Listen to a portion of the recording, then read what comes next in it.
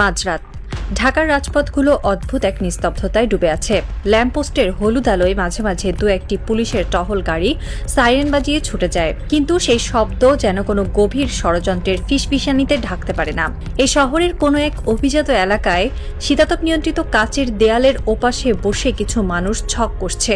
তারা কেউ ক্যামেরার সামনে আসে না, কেউ তাদের চেনে না, কিন্তু তাদের হাতের ইশারায় একটি রাষ্ট্রের ভাগ্য নির্ধারিত হয়। তারা হলো সেই ডিপ স্টেট, অদৃশ্য রাষ্ট্রযন্ত্র। আর এই যন্ত্রের রিমোট কন্ট্রোল যাদের হাতে, তারা সীমানার ওপারে বসে মুচকি হাসে। রাজনীতি কোনো সরল রেখায় চলে না। এটি এমন এক দাবা খেলা যেখানে বীরেরা কখনো জানতে পারে না যে তারা কেবলই বলি হওয়ার জন্য জন্ম নিয়েছে।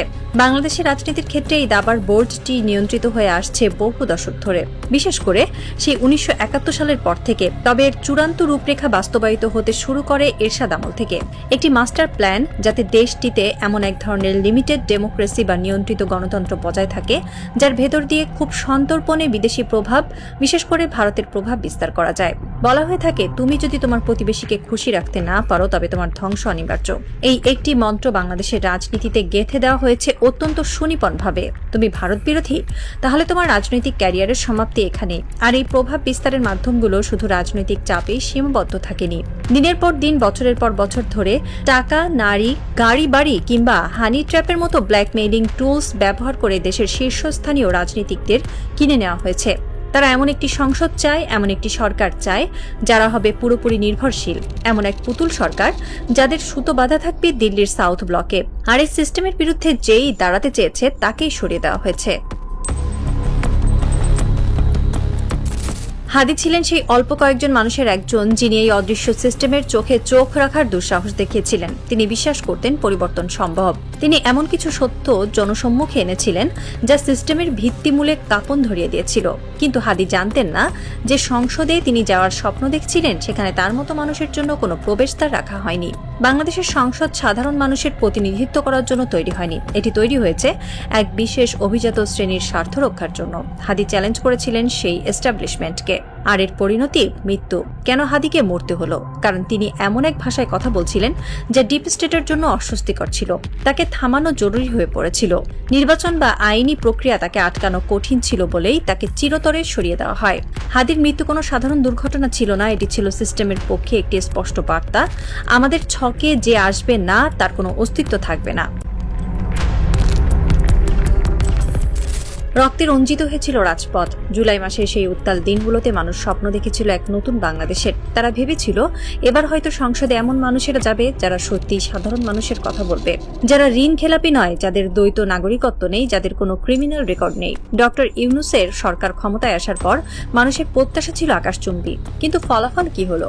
সংসদে যখন নতুন মুখগুলোর দিকে মানুষ তাকালো, তারা শিউরে উঠল। ঘুরে ফিরে সেই একই মুখ। 85 জন এমন এমপি যারা আগেই সংসদে ছিলেন, সেই পুরনো ঋণ খেলাপি, সেই পুরনো দুর্নীতিবাজরাই এবার নতুন পোশাকে হাজির। কেন এমন হলো? এত রক্তের, এত ত্যাগের পর কেন একই ফলাফল? এর উত্তর লুকিয়ে আছে আমাদের সিলেকশন সিস্টেমে। সংসদ সদস্য নির্বাচনের যে পদ্ধতি, তা এমনভাবে ডিজাইন করা হয়েছে যেন কোনো সাধারণ বা সৎ মানুষের ভেতরে ঢুকতেই না পারে। এই সিস্টেম পরিবর্তন করতে দেওয়া হয়নি, কারণ সিস্টেম পরিবর্তন করলে হাদির মতো সৎ এবং আপোষহীন মানুষরা সংসদে ঢুকে পড়ত, আর তা ডিপ স্টেটের জন্য সবচেয়ে বড় বিপদ হতো। হাসনাতের গল্পটা আর একটু ভিন্ন, কিন্তু সমানভাবে করুণ। কিছুদিন আগেও সে ছিল জাতীয় এক আন্দোলনের রূপকার, একজন ন্যাশনাল লিডার। তার প্রতিটি কথায় রাজপথ কেঁপে উঠত। সাধারণ মানুষ তার দিকে তাকিয়ে থাকত নতুন নির্দেশের জন্য। কিন্তু সিস্টেম জানে কিভাবে একজন বিদ্রোহীকে বশ করতে হয়। হাসনাতকে মেরে ফেলার প্রয়োজন হয়নি, তাকে সিস্টেমের ভেতরে টেনে নেওয়া হয়েছে। আজ হাসনাত 300 জন এমপির একজন। সংসদে সে কথা বলার সময় মাত্র 5 মিনিট পায়, আর সেই 5 মিনিটের ভেতরে তাকে 14 বার পয়েন্ট অফ অর্ডারে বাধা দেওয়া হয়। তাকে শেখানো হয় সংসদীয় আদব কায়দা, মাননীয় স্পিকার বলে কিভাবে মাথা নিচু করতে হয়। যে হাসনাত পুরো দেশের কথা ভাবত, তাকে এখন কুমিল্লায় তার নির্বাচনী এলাকার ছোটখাটো উন্নয়নমূলক কাজে ব্যস্ত রাখা হয়েছে। তাকে প্রচুর ফান্ড দেওয়া হয়েছে যেন সে এই রাস্তাঘাট আর টেন্ডারের হিসাব মেলাতে ব্যস্ত থাকে। তাকে লোকাল পলিটিক্সে এমনভাবে বেঁধে ফেলা হয়েছে যেন জাতীয় ইস্যু নিয়ে ভাবার কোনো ফুসরতি সে না পায়। বিদ্রোহীকে কিনে নেওয়া হয়নি, তাকে সিস্টেমের ফ্রেমে আটকে ফেলা হয়েছে। অনেকেই বলেন আমাদের নির্বাচন কমিশন ঠিক নেই, কিন্তু আসলে কি শুধু নির্বাচন কমিশনের দোষ? নির্বাচন কমিশন চাইলেও কি কিছু করতে পারত? হ্যাঁ পারত, কিন্তু তার জন্য রাষ্ট্রের দুটো মৌলিক নীতির পরিবর্তন দরকার ছিল। প্রথমত, সংসদ সদস্যদের কাজ হতে হবে শুধুই আইন প্রণয়ন করা, কিন্তু বাস্তবে কি হচ্ছে? একজন এমপি স্থানীয় সব কমিটির প্রধান, স্কুল কলেজ রাস্তাঘাট টেন্ডার সবকিছুর নিয়ন্ত্রণ তার হাতে। এমনকি এখন এমন নিয়মও করা হয়েছে যে উপজেলা চেয়ারম্যানের অফিসের পাশেই এমপির অফিস থাকবে। এর মানে কি? এর মানে হলো ক্ষমতার সরাসরি দ্বন্দ্ব বা লক অফ। একজন এমপি যখন উপজেলা চেয়ারম্যানের পাশে এসে বসবেন তখন তার অফিসের জৌলুস অবশ্যই বেশি হবে। চেয়ারম্যান তখন স্বাধীনভাবে কাজ করতে পারবেন না, হয় তাকে এমপির সাথে রেষারেষি করতে হবে, নয়তো এমপির বশ্যতার স্বীকার করতে হবে। এমপিকে আমরা আইন প্রণেতা না বানিয়ে একজন সুপার উপজেলা চেয়ারম্যান বানিয়ে ফেলেছি। যতদিন এই সিস্টেম থাকবে ততদিন আপনি আমেরিকার নির্বাচন কমিশন এনে বসালেও এই দেশে কোনো কাজ হবে না। দ্বিতীয় যে জিনিসটি আমাদের ধ্বংস করছে তা হলো নির্বাচনের বাণিজ্যিকীকরণ। আমাদের দেশে নির্বাচন কোনো গণতান্ত্রিক প্রক্রিয়া নয়, এটি একটি হাই প্রোফাইল ইনভেস্টমেন্ট প্রজেক্ট। একজন প্রার্থী নির্বাচনে দাঁড়ান আর তার পেছনে কিছু অদৃশ্য স্পন্সর টাকা ঢালে। তারা কি বিনামূল্যে এই টাকা দেয়?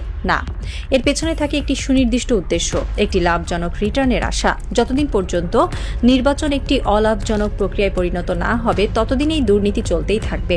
কিভাবে এটি বন্ধ করা যেত? খুব সহজে। নির্বাচন কমিশন বলতে পারত কোনো প্রার্থী নিজের পোস্টার ছাপাতে পারবে না, প্রচারণা চালাতে পারবে না। নির্বাচন কমিশন 3টি নির্দিষ্ট জায়গায় 3 জন প্রার্থীর পোস্টার পাশাপাশি লাগিয়ে দেবে। কোনো প্রার্থীর মার্কা থাকবে না, শুধু ছবি, নাম আর যোগ্যতা লেখা থাকবে। মানুষ প্রার্থীর চেহারা এবং যোগ্যতা দেখে ভোট দেবে। 3 জন প্রার্থীকে একটি মঞ্চে বসিয়ে সরাসরি বিতর্কের আয়োজন করা যেত, যা টিভিতে লাইভ সম্প্রচারিত হতো। জনগণ দেখত কে কতটা যোগ্য। কিন্তু আমাদের নির্বাচন কমিশন কি সেটা করেছে? করেনি। কারণ এটা করলে এই বিশাল লাভজনক এন্টারপ্রাইজ, এই যে টাকার খেলা, সব বন্ধ হয়ে যেত।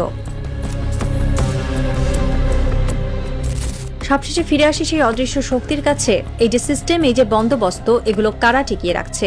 যখনই কেউ এই সিস্টেমের বিরুদ্ধে যায়, যখনই কেউ হাদি টাইপ হয়ে যায়, তাকে সরিয়ে দেওয়া হয়। যখন কোনো হাসনাত বিদ্রোহী হয়, তাকে সংসদে বসিয়ে লোকাল ফান্ডের জালে আটকে দেওয়া হয়। ভারত বা আন্তর্জাতিক ভূ রাজনীতির সাথে আমাদের লোকাল পলিটিক্সের এক অদ্ভুত নিখুঁত ব্লেন্ডিং তৈরি হয়েছে। তারা জানে সরকার যেই আসুক না কেন, সিস্টেম তাদের হাতেই থাকবে। কারণ সরকার বদলায় কিন্তু অ্যালাইনমেন্ট বদলায় না। রাতের ঢাকা শহর এখনো নিশ্চুপ। সেই শীতাতপ নিয়ন্ত্রিত ঘরের ভেতরে সিগার আর দামি মদের ধোঁয়ার ভেতর দিয়ে আরেকটি মাস্টার প্ল্যান রচিত হচ্ছে। আগামী নির্বাচনের ব্লুপ্রিন্ট, আগামী 5 বছরের জন্য নতুন কোনো হাসনাতের পতন কিংবা নতুন কোনো হাদির মৃত্যুর পরোয়ানা।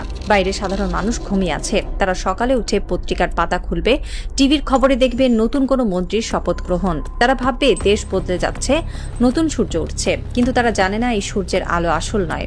এটি একটি মেকি আলো, যা শুধুমাত্র সেই অদৃশ্য প্রভুদের ইশারাতেই জ্বলে আর নেভে। রাষ্ট্রের রন্ধ্রে রন্ধ্রে ঢুকে থাকা ডিপ স্টেট জানে বিপ্লব আসে, বিপ্লব যায়, কিন্তু ক্ষমতার আসল চাবিকাঠি কখনোই হাত বদল হয় না।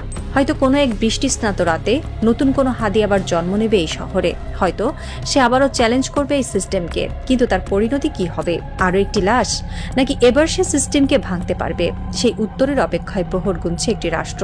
তবে ছায়াদের খেলায় শেষ চালটা সবসময় অন্ধকারেরই হয়, কারণ তারা কেবল সরকার বদলায় না, তারা দেশ চালায়। আর এই রাজনৈতিক থ্রিলারের ক্লাইম্যাক্সে সাধারণ মানুষ কেবলই এক বোকা দর্শক, যারা পর্দার পেছনের আসল ভিলেনকে কখনোই দেখতে পায় না।